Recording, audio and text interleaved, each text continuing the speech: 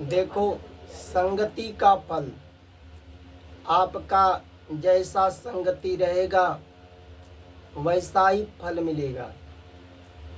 अगर आप सज्जन पुरुष हो तो सज्जन का साथ पकड़ना चाहिए।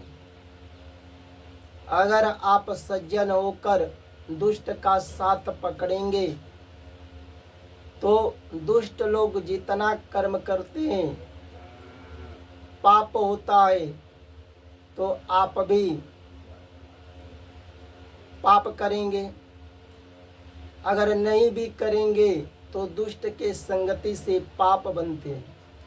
इसलिए सज्जन हो तो सज्जन का साथ दो, दुष्ट का नहीं देना चाहिए। तो संगति का फल, हाथी को मारने वाले सियार की कहानी है। देखो, आपको आगे चलकर इससे ज्ञान मिलेगा कि कैसा संगति करना चाहिए और कैसा नहीं करना चाहिए। तो हाथी को मारने वाले सियार की कहानी है। एक वन था, उस वन का नाम था ब्रह्म वन। उस ब्रह्म वन में एक हाथी रहता था। उस हाथी का नाम था कर्पूर तिलक। भाई वन था, वन है तो उस वन में बड़े भी जानवर रहेंगे और छोटे भी जानवर पशु भी रहते हैं। तो उस वन में कर्पूर तिलक नाम का जो हाथी था, इधर सियार का झुंड था। सियारों ने जब उस हाथी को देखा तो मन में आपस में विचार करने लगे कि देखो, हम लोग प्रतिदिन भोजन की तलाश में रहते हैं। कभी शिकार मिलता है तो खा लेते हैं, कभी उपास रह जाते हैं। और यह जो हाथी है, अगर यह हाथी किसी तरह मर जाता, चाहे हम लोग को मारने से मर जाता, चाहे ऐसे मर जाता, तो हम लोग का कई महीना भोजन खोजना नहीं पड़ता। कम से कम 3 महीना या 4 महीने का भोजन बन जाता। हम सियार लपट करके इसका भोजन करते। अब सियार के झुंड थे, सब लोग सोच रहे थे। उन सियारों में एक बूढ़ा सियार था। वह बूढ़ा सियार कहा कि देखो, हम अपनी बुद्धि बल से इस हाथी को मार देंगे। हमारे पास बुद्धि है, अपने बुद्धि से इस हाथी को, बड़ा हाथी को मार देंगे तो कई महीने का भोजन हो जाएगा। हम भी भोजन करेंगे और तुम सब सियार मिल करके भोजन करना। कम से कम 3 महीना 4 महीने का भोजन हो जाएगा तो हम लोग को खोजना नहीं पड़ेगा। ऐसे कभी मिलता है तो कभी शिकार मिलता नहीं, उपास रह जाते हैं। अब उस बूढ़े सियार का बात सुनकर सब जितने सियार थे बहुत प्रसन्न हुए। सोचने लगे कि आप इस हाथी को मार देंगे तो आप भी भोजन करेंगे कई महीने तक और हम लोग का भी भोजन उसी से करेंगे। बहुत अच्छी बात है।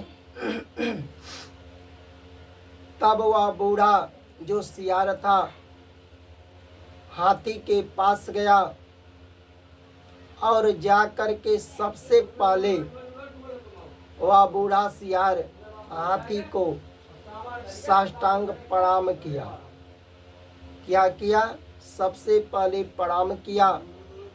जैसे आप किसी बड़े के सामने जाते हैं, जैसे गुरु के सामने जाते हैं तो प्रणाम करते हैं, उसी तरह वह सियार था, छोटा जानवर था।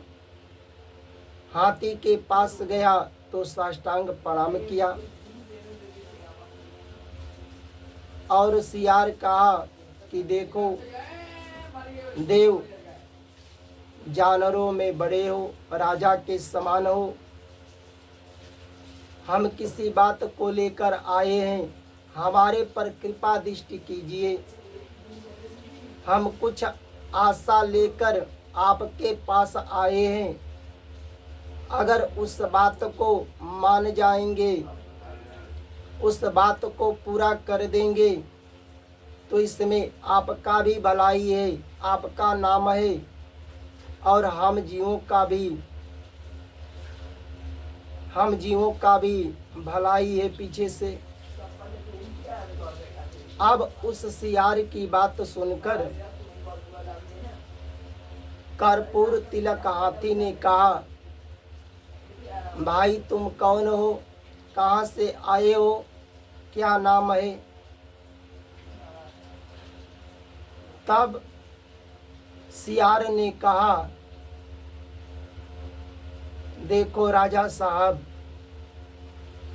प्रजा को चलाने के लिए राजा की जरूरत पड़ती है। अगर राजा बुद्धिमान है, धर्मात्मा है, तो प्रजा को ज्ञान देंगे,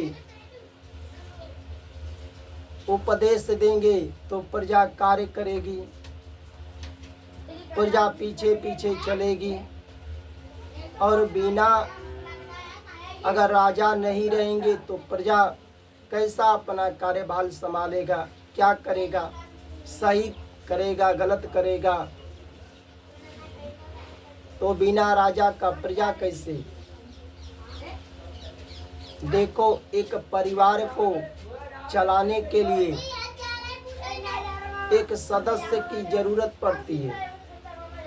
वह सदस्य मुखिया चालाक हो, बुद्धिमान हो।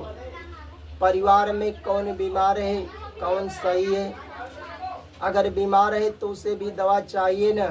जब मुखिया रहेंगे तभी तो उसे दवा देंगे। किसके कपड़े फट गए हैं, किसके नहीं है, कौन शिक्षा प्राप्त करता है, कौन नहीं करता है, कौन सही रास्ते पर चलता है, कौन गलत रास्ते पर चलता है।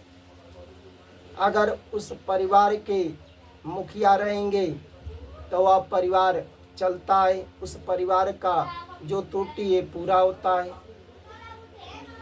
देखो, एक गांव को चलाने के लिए मुखिया की जरूरत पड़ती है। अगर मुखिया बुद्धिमान रहेंगे, धर्मात्मा रहेंगे, तो वह गांव भी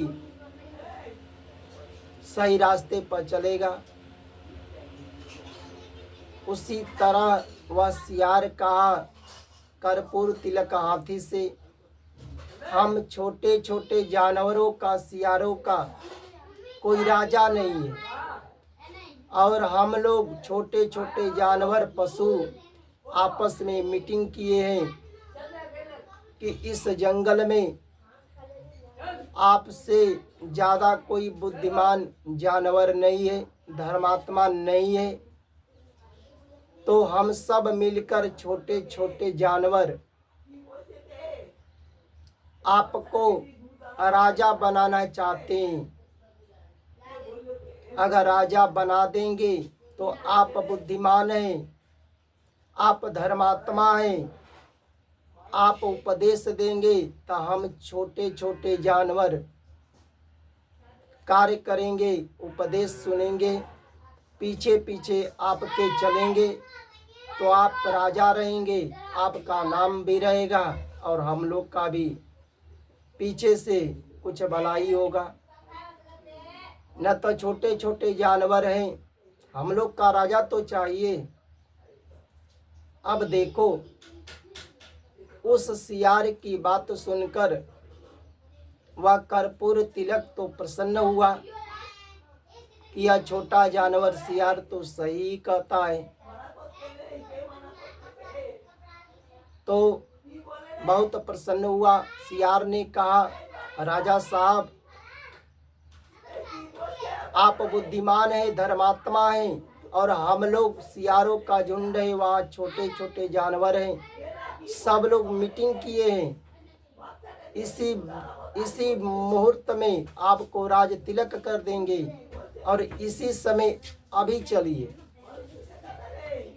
देर मत कीजिए। अब उस सियार की बात सुनकर वह कर्पूर तिलक हाथी को पूरा विश्वास हो गया।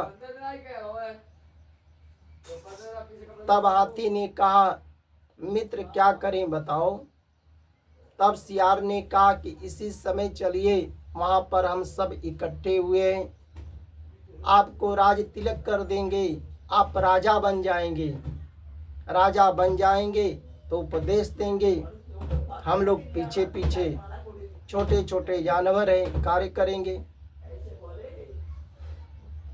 अब कर्पूर तिलक ने विश्वास करके उस सियार के पीछे चल दिया, और सियार आगे आगे जा रहा था, रास्ता दिखा रहा था, और उसके पीछे पीछे वह कर्पूर तिलक हाथी चल रहे थे। अब देखो, रास्ते में जाते जाते दलदल मिला, और उस दलदल में वह हाथी फंस गया। वह उस दलदल में जब हाथी फंस गया तो वह हाथी जितना बल लगाता था निकलने के लिए, अब वह हाथी दलदल में उतना ही फंसता जाता था। अब जितना बल लगाता था उतना ही फंसता जाता था, किसी प्रकार वह हाथी निकल न सका, फंस गया, न आगे निकल पा रहा था न पीछे। अब वह हाथी जान गया कि अब हमारा मौत निश्चित है। तब हाथी ने कहा, अरे मित्र, कम से कम पीछे तो मुड़ कर देखो, तुम्हारा राजा हाथी दलदल में फंस गया है, कुछ तो हमारा मदद करो। हाथी की बात को सुनकर वह सियार बहुत ही प्रसन्न हुआ, मुस्कराया, और वह सियार हाथी से कहा, अरे भाई देखो, हम जैसे क्षुद्र छोटे छोटे जानवर पर तुम इतना बड़ा होकर के, बुद्धिमान होकर के विश्वास कर लिए। हम लोग तो अपना शिकार बनाने के लिए तुम्हें ले जा रहे थे, कि रोज चारे के तलाश में रहते हैं, शिकार के तलाश में रहते हैं, कभी मिलता है तो खा लेते हैं, और कभी नहीं मिलता है तो उपास रहना पड़ता है। तो हम लोग सोचे तुम्हारे बड़े जानवर हो, मांस भी ज़्यादा है, अगर तुमको मार देंगे तो हम सब छोटे छोटे जानवर हैं, सियार हैं, कई महीने तक, कम से कम 3-4 महीने तक भोजन करेंगे। देखो, अब वह हाथी फंस गया। अब सब सियारों ने मिल करके उस हाथी को खाने लगे। वह हाथी बेचारा मर गया। इस कथा से आप लोगों को क्या ज्ञान मिला, क्या शिक्षा मिला? हर देखो, भगवान के कथा से कुछ न कुछ सीख मिलता है, ज्ञान मिलता है, जिससे मनुष्य उस ज्ञान को लेकर पालन करे तो अच्छा कर्म कर सकते हैं। इसलिए देखो, वह सज्जन हाथी था और शूद्र जानवर पर, दुष्ट पर विश्वास कर लिया, तो आखिर उसका हानि हुआ कि नहीं हुआ? वह हाथी बेचारा मर गया और सब लोग मिलकर उसका भोजन किए। वह क्षुद्र जानवर उस हाथी का वध कर दिया। इसलिए कहा जाता है आप सज्जन व्यक्ति हैं, सही कर्म करते हैं, धर्म के अनुसार अपना जीवन निर्वाह करते हैं, तो आप दुष्ट का साथ मत दीजिए, क्योंकि दुष्ट का साथ देंगे तो दुष्ट लोग धर्म के अनुसार काम नहीं करते, वेद शास्त्र को नहीं मानते। जितना कर्म करेगा उतना पाप बनते, उसका साथ दोगे तो तुम भी वैसा ही होगे। इसलिए आप चरित्रवान हैं तो चरित्रवान का साथ दीजिए, चरित्रहीन का साथ नहीं देना चाहिए, उसका कर्म ही है। चरित्रहीन लोग अपने माता पिता को, उसका काम ही है, जितना दूसरे की बहन बेटियों को छेड़खानी करेगा, इज्जत लूटेगा, पाप होंगे, उसका साथ पकड़ोगे तो तुम भी क्या बनोगे? चरित्रहीन बनोगे। अगर तुम नहीं भी करोगे तो भी पाप है। आप सज्जन व्यक्ति हैं, अगर कोई दुष्ट चरित्रहीन आपसे दोस्ती करना चाहता है तो क्यों करेगा? आपको लोभ देगा, आपको फायदा बताएगा, तो उसमें आपका फायदा नहीं है। वह पहले से वह चरित्रहीन व्यक्ति अपना सोच लिया है, उसमें उसका फायदा है, तो आपसे दोस्ती क्यों करेगा? बताइए। आपके घर में कोई इज्जत सम्मान वाले बहन बेटी हैं, आपसे वह दोस्ती करना चाहता है, इसलिए आप चरित्रवान हैं, तो चरित्रहीन से दोस्ती कभी नहीं करना चाहिए। अगर कर लेंगे तो हानि निश्चित है, आपका नुकसान निश्चित है। इसलिए दुष्ट का साथ कभी नहीं देना चाहिए। जय जय श्री राधे राधे।